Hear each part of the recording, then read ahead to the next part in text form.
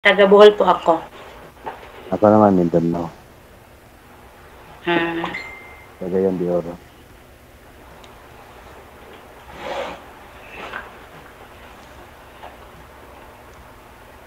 Ilang taon ka na po? 46. Ayan na. Ano? Mayroon po kayong anak. Meron. 3. Malaki na. 3. Dalawang, ha? Malalaki na sila. Opo. Yung panganay ko po, may may asawa na, tapos yung pangalawa at saka na lang, pangatlo. Ilang taon na sila? Yung bunso. Yung bunso ko po ay mag-13 this July. Bata pa. Oo. Yung pangalawa kong anak, 27.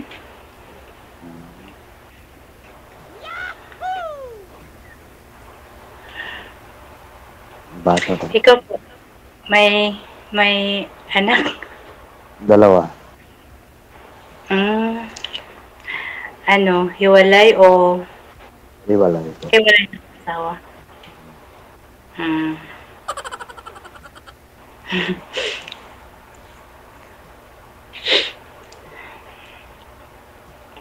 Ilang taon na po kayo hiwalay ng biyuda o hiwalay? Biyuda. Biyuda po. Biyuda. Mga pa lang, 8 months? 8 months? Bago pa lang. Oo. Gusto ko lang makakita ng mga kaibigan. Kaya,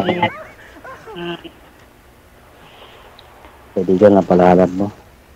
Kaibigan ah. yeah. Kaibigan o kaibigan? Kaibigan lang.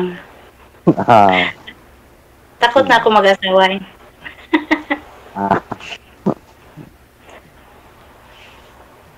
Bakit anong pinakatakot mo? Wala, basta takot lang ako hindi madali yung buhay na may asawa. Baka-spoiled mo yung asawa mo noon? Ha? Kaya takot ka? Baka-spoiled mo yung asawa mo noon? Baka na... Hindi naman, okay naman, mabait naman. Kaso ayaw ko yung may bawal-bawal. Bawal na ano? Kahit hindi na tayo pag meron tayong asawa, di ba? Hindi na pwedeng gumala, ganun. Pwede ah. Magkasama kayo eh. Pwede naman. Wala namang bawal. Depende yan sa pagkisama sa tao. Pinawisan ako eh. Huwag lang magbarkada. Kinabahan ka yata.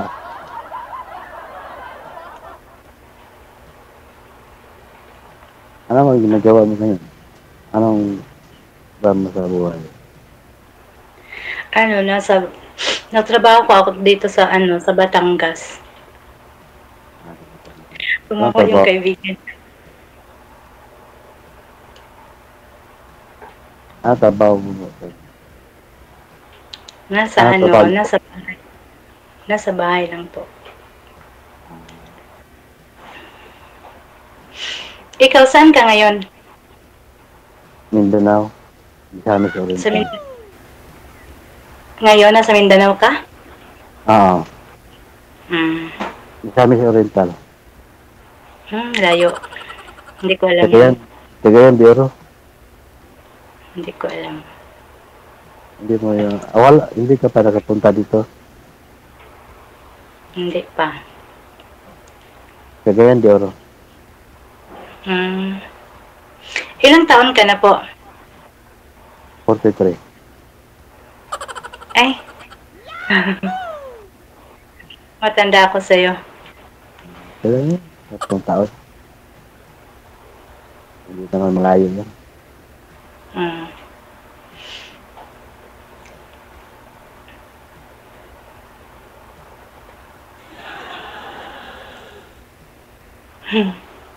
Ikaw na muna mag-ano, magtanong. Hindi ko alam, itanong ko eh. Bago ka pa lang dito. First time mo. First time. First time. Ako pangalawa. Ganun.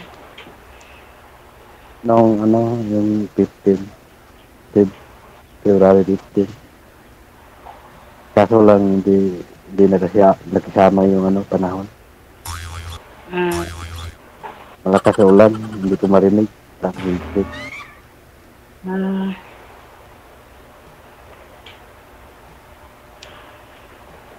Kaya anong inanap mo sa isang lalaki? Hmm.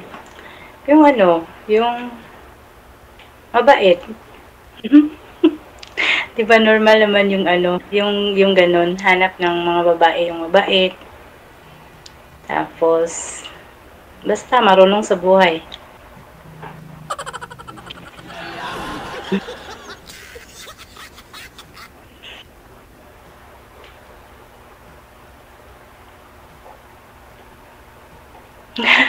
Bakit ka, Ikaw, bakit ka pa sumali dito kung ano, kaibigan na hanap mo?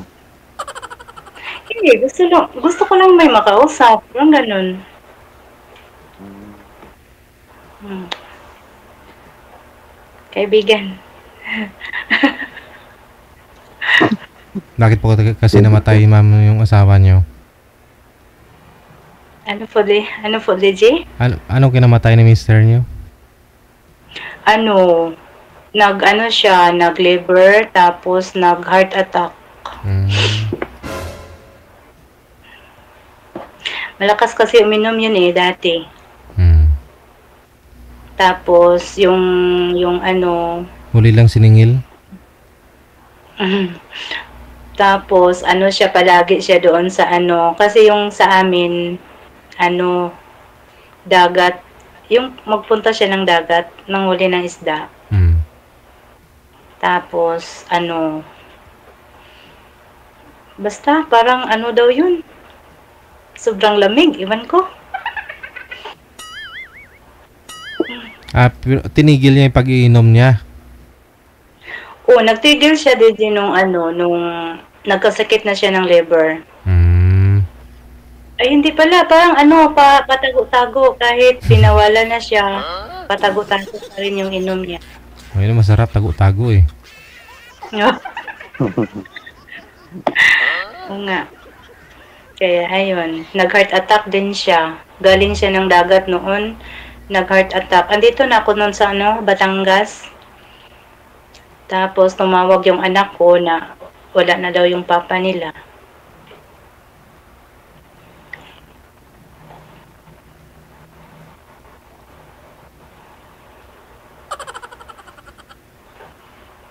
Ano na pala yung trabaho mo sa Batangas naman? Nasa bahay lang po. Bahay. Housekeeper. Ikaw, saan ka nagtrabaho? Tricycle driver lang po ako. Ah, May sarili tricycle naman. hmm. Para sa mga anak ko. Nasa iyo ba yung mga anak mo? Wala, nasa Baman nila. Nagsuporta ka lang sa kanila. Ah, Mabuti yung ganun. Wag pabayaan yung mga anak. third year na yung ngayong pasukan. Mag-fourth year na yung panganay ko. Mm, Dalawa lang anak ko eh. sa akin 3, madami ako. 3, big family. Sa akin, yung panganay ko babae. Mm, Pangalawa, yung bunso, lalaki. mm.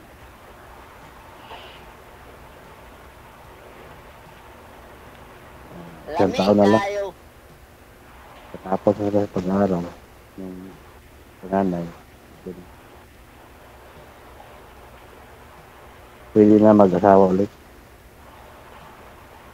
Kasal ba kayo ng asawa mo? Oo. Hindi pwede mag-asawa kapag kasal. Pwede naman. Live it. Pero kasal, hindi pwede. Oh.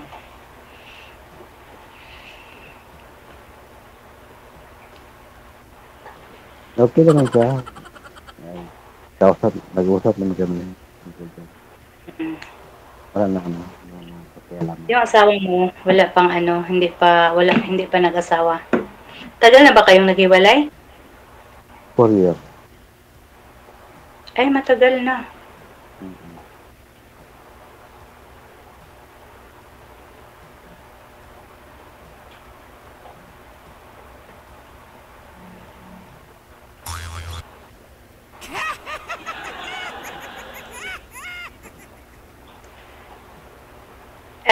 Ikaw na magtanong. Yeah, wala na akong may tanong. Nanginig yung kamay ko. First time.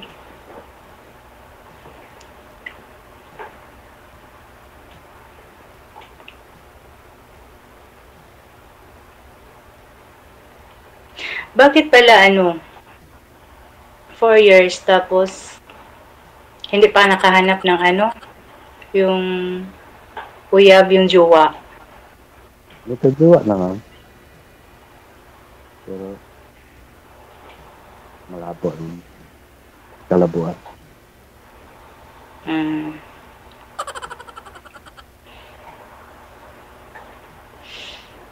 Hindi compatible. Ikaw?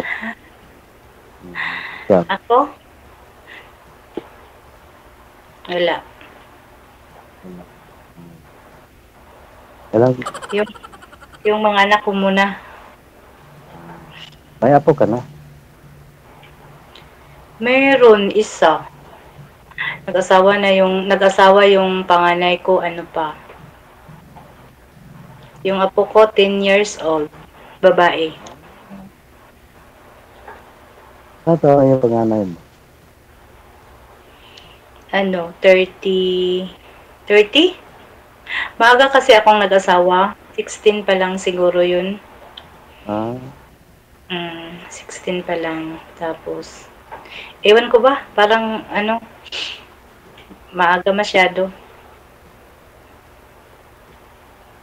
Kasi sa probinsya, basta, maaga mag-asawa. Hindi mag-asawa.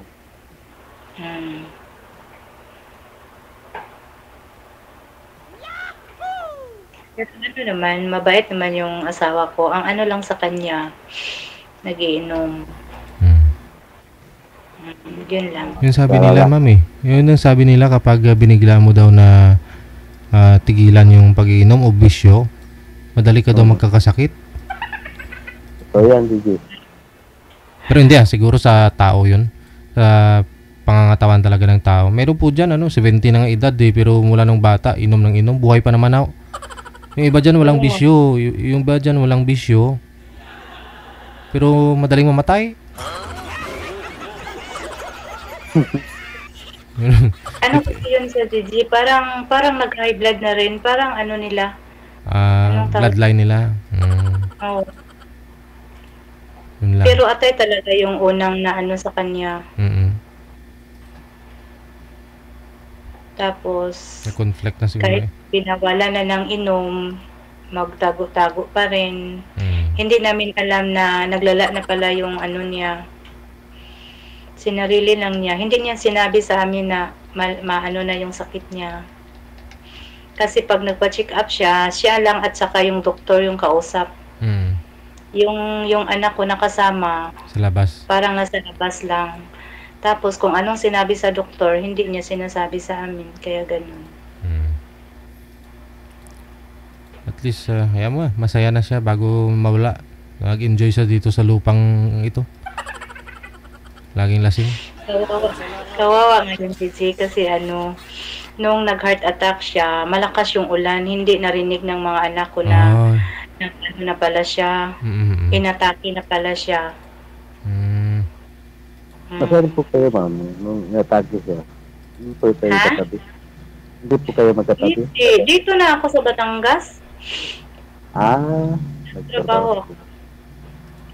Wala ako doon, magdalawang taon na ako ngayon, March, tapos walong buwan na siyang namatay. Dito na ako sa Batangas nang namatay siya. Nailibing nyo naman po, ma'am. Oo, umuwi ako. Umuwi ako.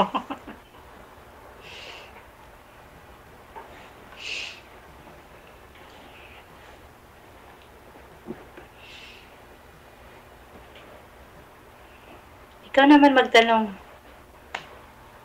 Wala na ako may tanong eh. Anong pangalawang anak mo nga pala ng edad? Nasa bahay. Siya yung naiwan doon sa bahay namin, tapos nagtrabaho din siya. Siya yung nag-alaga ng ng bunso ko.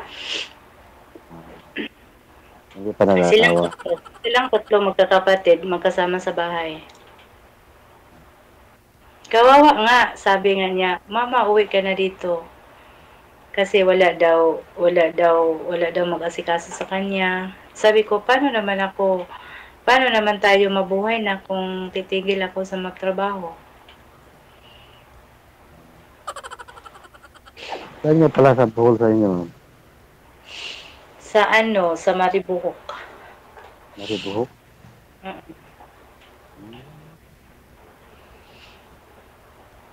Mainit.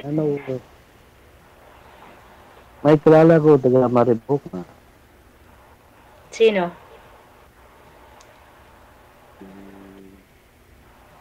Ambot sa langaw.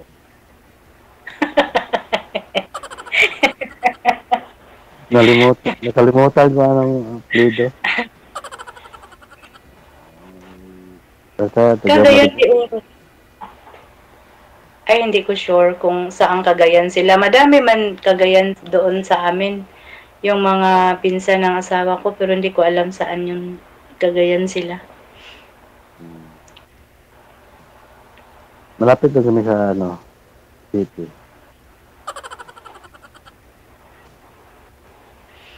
Saan? Kasunod ng city, Vendero City. Yung sunod na lungsod, Taguluan. Hindi ko talaga alam.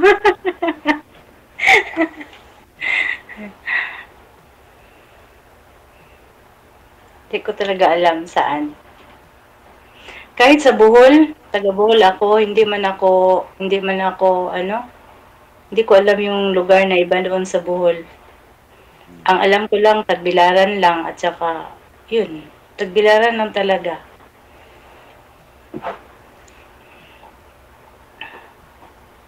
Hindi ako nakapunta ng ibang lugar sa amin.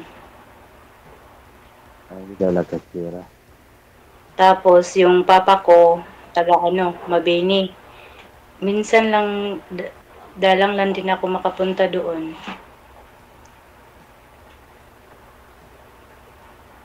Yung mga anak mo, ando sa Bohol. Sa Oo. Maribuhok.